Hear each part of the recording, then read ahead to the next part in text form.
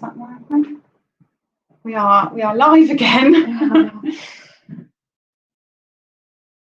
So if you can see us, just give us a little hi in the comments there.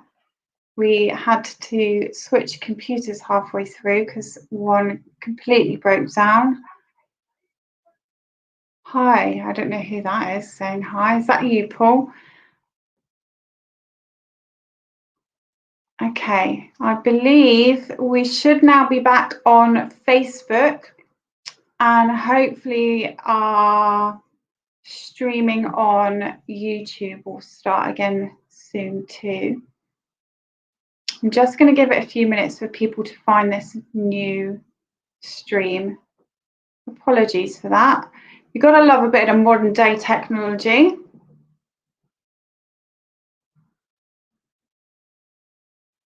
Okay, people are rejoining. That's good. Hopefully we still will have all the captions. Okay. If you've rejoined, can you just pop a little hi? Thank you, Karen. Yeah, so all modern day technology that has been on charge all day and was still on charge, decided it wasn't going to play ball. But we like a challenge here at Isarapius, so we're going to roll with it. So thank you for joining back. I can see that you're all beginning to come back now, so that's good. Hopefully we haven't lost too many of you in that. We had to switch to a different laptop, which does unfortunately mean we won't be streaming on Instagram, but this will still be on YouTube and Facebook. So hi Sylvia, it's nice to have you with us. We're going to pick up from where we left off, but we will just go back to that question that we were at. So the question was, it's a fight every day not to weigh myself, and I can't get rid of my scales as I live with my parents. Any advice? So just before we cut out, I was beginning to say that, you know, it might be an idea to have that conversation with your parents. Having open and honest conversations in eating disorders is really, really important. I appreciate that, you know, you might not be at that point where you're ready to do that. So Lena was just going to talk about some other options that you might want to try. So over to you, Lena. Yeah, we were discussing this earlier, weren't we? And I think one of the things that could be helpful is to, a lot of people have their scales in their bathroom or somewhere that's usually quite visible, but just the act of maybe putting them in a cupboard or taking them out the bathroom and putting them in another room could be really helpful, because then it's different to your routine. You don't always see it. And if you can, another option could be taking the batteries out. Hi Sarah, thank you for rejoining. We're so sorry about that. Modern technology is not my friend. Every time I pick up a computer, it falls to pieces on me, but that's how we roll.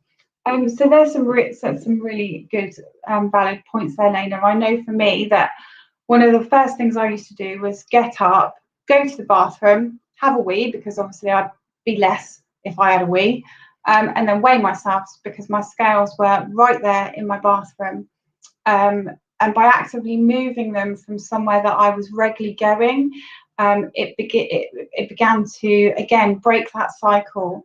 A lot of things you need to do in recovering from eating disorders is break cycles that you've become so ingrained to do it, getting used to doing. So moving them to another room might be an option for you. We've got a video coming out tomorrow, which I enjoyed very much because it involved smashing my scales, which is another piece of the puzzle in my recovery journey. So keep an eye out for that tomorrow. But I can see you're probably not quite there yet. And I think if you smashed your parents' scales, that wouldn't go down so well. But maybe some of those options will be helpful to you. Okay, we're going to look into our next question. Okay, my other screen was a touch screen, and this one done it for us. Oh, thank you very much. So the next question is, I don't think I fit into the anorexia category. Do I still need help? So absolutely yes. If you feel that your food, weight, shape, body image is impacting your well-being negatively, and is interfering with your daily life, you absolutely do deserve help and support.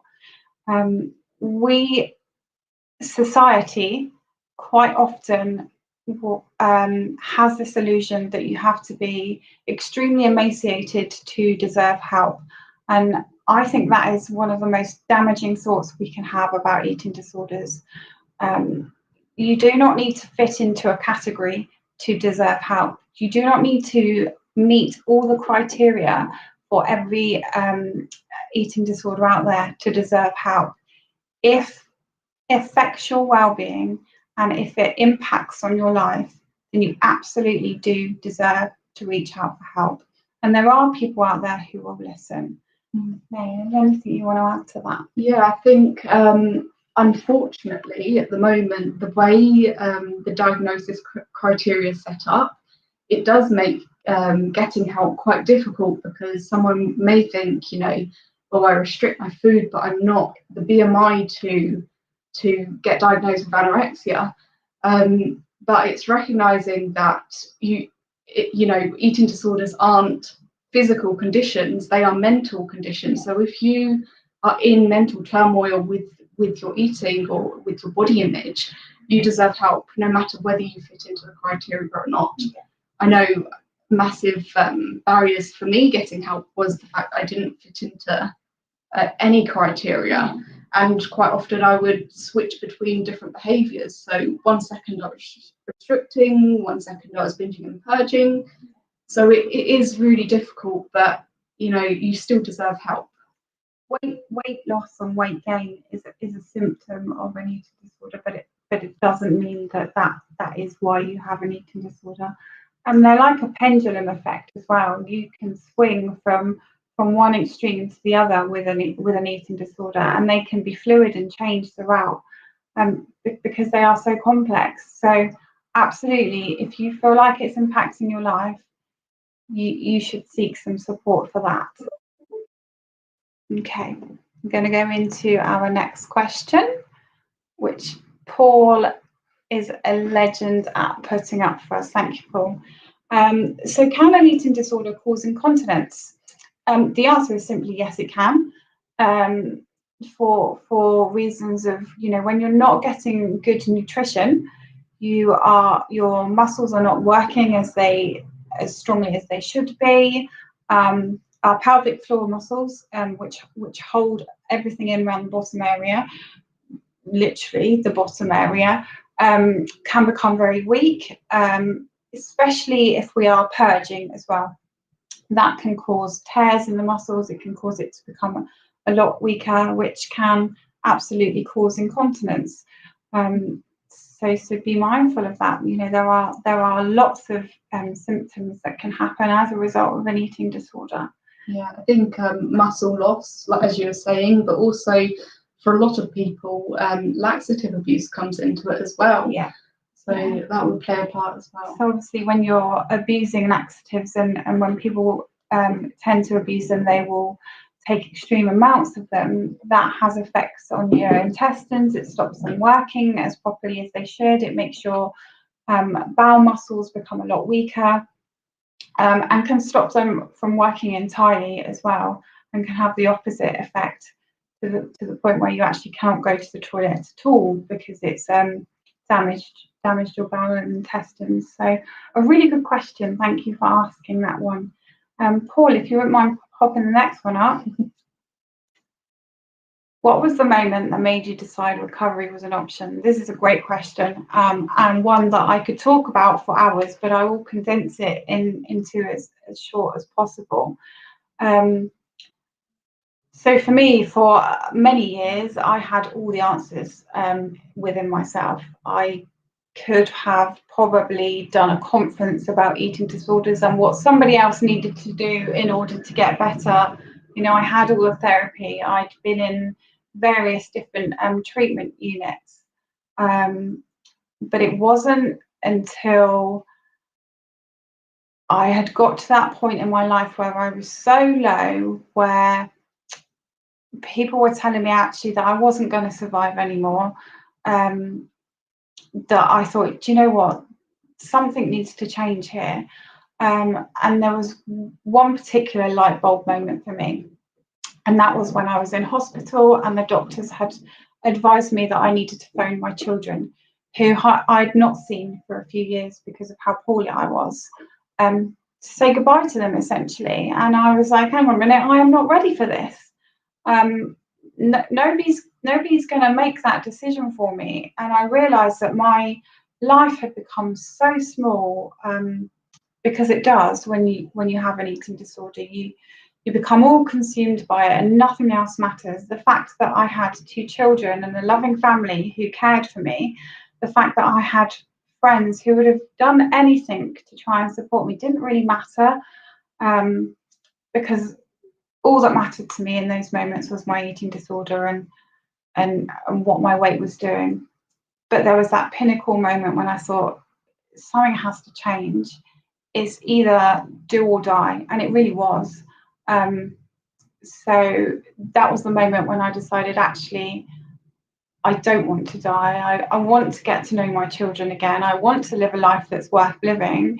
And I know that if I can do that, then there's a possibility that I can support other people who are in similar situations. So that was it for me. Lena, how about for you? I don't think for me there was a particular moment, but I think it kind of happened gradually. I think initially when my eating disorder started, I tried so desperately to protect it. And my world revolved around numbers and calories and, what I could do to weigh as little as possible ultimately. But over time, over the period of years, basically, I started to get things in my life that were more important. And like they became what I call now my reasons why, like things that are like I wouldn't be able to do if I continue with my eating disorder. Sure. So they kind of became my motivation. Yeah. And I think that's really important. It's about finding something that is bigger than your eating disorder. And Paul, if you move on to the next question, if you're still there.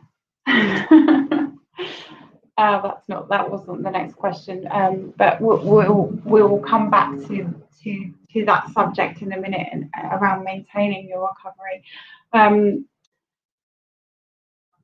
Thank you. It's so handy having someone who you don't know where he is, just changing the screen. So how to maintain recovery, and that's a really, really important one, because when you make that decision to recover, it doesn't happen like that. Obviously, it's not something that happens overnight. It's something that takes a lot of work, and takes a lot of daily work. It's something you actively have to do every day, get up and choose to recover on a daily basis.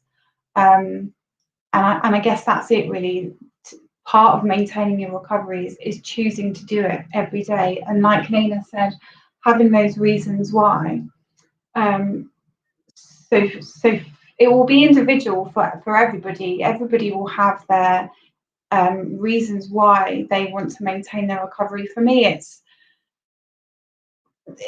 the knowledge of how far I have come and how much I have to lose if I was to give in to some relapse urges, that keeps me in my recovery now. There's, the relationships that I've built up with my children, the job that I have, the friends that I've built at work, the doors that open to you when you can step into recovery are far more beneficial to any of those chains that you were in when you were stuck in the depths of your illness. Yeah, I think for me, like coming back to my reasons why, there was a lot of things that you may think would be your reasons why, like family and jobs, etc. But just it wasn't enough for me to make that change until I was ready. Funnily enough, it seems irrelevant compared to things like family, but the thing that changed it for me, I guess it was probably the right timing as well, but was finding skateboarding. If I if I continued with my eating, I knew I wouldn't be able to go skating. And all that matters to me now is that, that I can go skating. So that's kind of part of my motivation as well. And again, that links in with a lot of things we talk about is rapier, is having meaning and purpose. Finding meaning and purpose in your life is so important, because it gives you that reason to want to continue in your recovery, to want to get up in the morning and choose life every single day.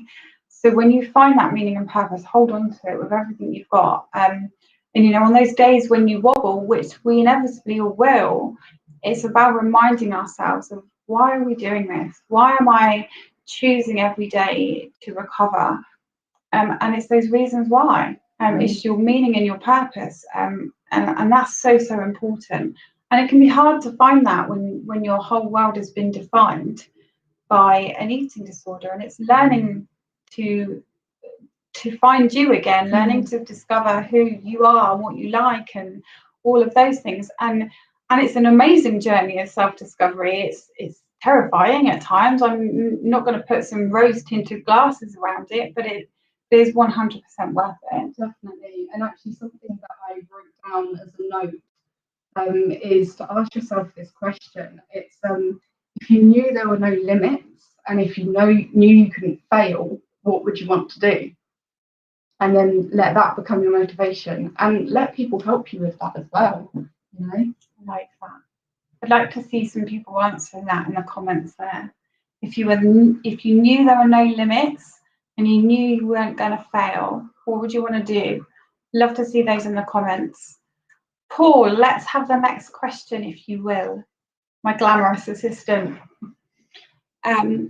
So this is a two-parter. Is it ever healthy to exercise with an eating disorder?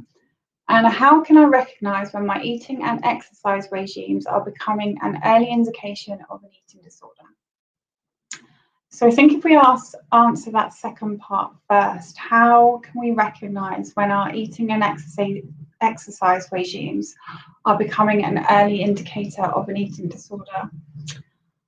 I think that if exercise and eating has become something that takes place of things that you enjoy, or you feel like you have to exercise or you can't eat, or you feel like you have to do a certain amount of something before you can enjoy eating and exercising, then it is becoming a problem. If it's starting to impact negatively on your life, if it's not something you enjoy anymore, if it becomes a chore, then it's probably something you need to start questioning yourself about. Yeah, I think exercise addiction is a whole other thing that we could get into, but I remember part of my journey, I was compulsively exercising, and I remember needing to get a 6:30 ferry one day to get to the mainland for an appointment, and I got up at 4 a.m. just so I could get an hour of exercise in before getting that ferry, because going the day without it just felt impossible. So it's when it starts to impact your everyday life and you sacrifice things in order to do it, or you have anxiety if you think you can't do it. Yeah, I think that's all telltale signs that it's a problem. I agree. And I think, is it ever healthy to exercise with an eating disorder? I think yes. I think you can find balance within that. I think if you're getting up at 5 o'clock and going for a walk to watch the sunrise because you enjoy that, that's brilliant. If you're getting up at 5 o'clock to go for a run, you might catch the sunrise, but then that means you can have breakfast. Then that's probably the wrong reasons to be exercising. Again, it's about balance, and this will be individual again to all of you. And you need to question yourself a lot in eating disorder recovery. Is the reason why I'm doing this to benefit me in a healthy way, or am I holding on to a negative coping mechanism? And I think, those questions are always really important to ask ourselves. Yeah, and exercise is important in our life. It's good for well-being. Yeah. Getting out and being in the sun and having a walk is good. But again, if it's becoming detrimental and negatively impacting on your life, then it's probably not the right time for you to introduce that into your recovery journey. Yeah, I think it's unique for everyone. And if you're doing it, like you said, compensate for something, then it's for the wrong reasons. And I think it's about asking ourselves them questions, but also being completely honest with ourselves when we answer them, because eating disorders, you seek control, and it can be very manipulative as well. So it's really being honest with ourselves when we answer them questions. I love your answer there, Sarah. Limitless. Live in a log cabin in the woods and help heal others' animals as a job. I love that. And that is absolutely achievable. There are no limits. Our CEOs, Charlie Bell in particular, will always say to us, dream big, dream Walt Disney, and then anything else is a bonus. And that's certainly how we come at things here at Isopia, and that's how I have begun to come at in my journey of recovering from an eating disorder. I think recovery is ongoing. I don't think you reach a final destination. It's a continual process. So, absolutely, if that's what you want to do, you hold on to that and you do whatever it takes to make sure that you get there, and you surely will. Next question, please, glamorous assistant. Okay, so final thoughts. So we are wrapping up now, and we just wanted to leave you with some final thoughts, really. One of the things that I've learned in my journey, and I'm more conscious of now than I ever have been throughout my whole experience of recovery, is that you always need to be open and honest about where you're at with people, and you always need to remain one step ahead. So if you can imagine, this is you and this is your eating disorder. Your eating disorder is constantly walking, and if you stand still, it will catch you. So you've got to keep on walking as well. So that means every day you need to do something that's going to challenge you or keep you on the right track, that's going to keep you moving forward. Because the moment that you stand still when you're in recovery from an eating disorder, that little guy is one step closer to catching you. So that's one of my final thoughts that I wanted to leave you with. The other thing I wanted to say, that no one ever has regretted recovering from an eating disorder. Doesn't mean it's easy. It doesn't mean that it's going to be an easy ride, because it won't be. There'll be moments when you'll be thinking, can I do this? But you absolutely can. And no one has ever regretted recovery. Somebody once said to me, if you're not recovering from an eating disorder, then you're dying from an eating disorder. And that was really hard hitting. And that's something that I kind of really hold on to now when I feel like I might be going a little bit wobbly. There are my final thoughts for you. Other than, if you need support, reach out. There are always people who will listen. And it's really important that you do that. Mm. I think there's a couple of things. Firstly, let people help you on this journey. It's a really difficult thing to do on your own, and having people that understand and that can support you is invaluable. Another thing is, I'm a self-confessed perfectionist, and I put off starting the journey to recovery for a long time because I didn't want to do it if it wasn't going to be perfect. Mm-hmm. And realizing that it's okay to make mistakes, and every mistake is just a learning experience that is added to our wealth of wisdom, so that we're less likely to make that mistake again. So yeah, just be gentle with yourself and be kind to yourself. Absolutely. So go kindly. It has been a pleasure to be with you all today. Thank you for bearing with us through the technological difficulties. I think it's better to treat your eating disorder with some love and respect. If there's a warning of an underlying issue, take care of yourself and mind. Be respectful of what's going on. Absolutely, Fluffy Hedgehog. That's really important. We all need to be kind to ourselves and treat ourselves with love and respect that we deserve. And especially when we're recovering from an eating disorder. So, as Elena said, go gently. I absolutely see that there's definitely a need for us to do some more lives on eating disorders. So we will do this. Please do join Charlie and Jazz on Friday at 2 p.m. They will be doing a live on our public platforms around anxiety. So we hope to see you there. And thank you for joining us today. It's been a pleasure. Sorry for the technical difficulties, but thank you for joining us. Bye, guys. Bye.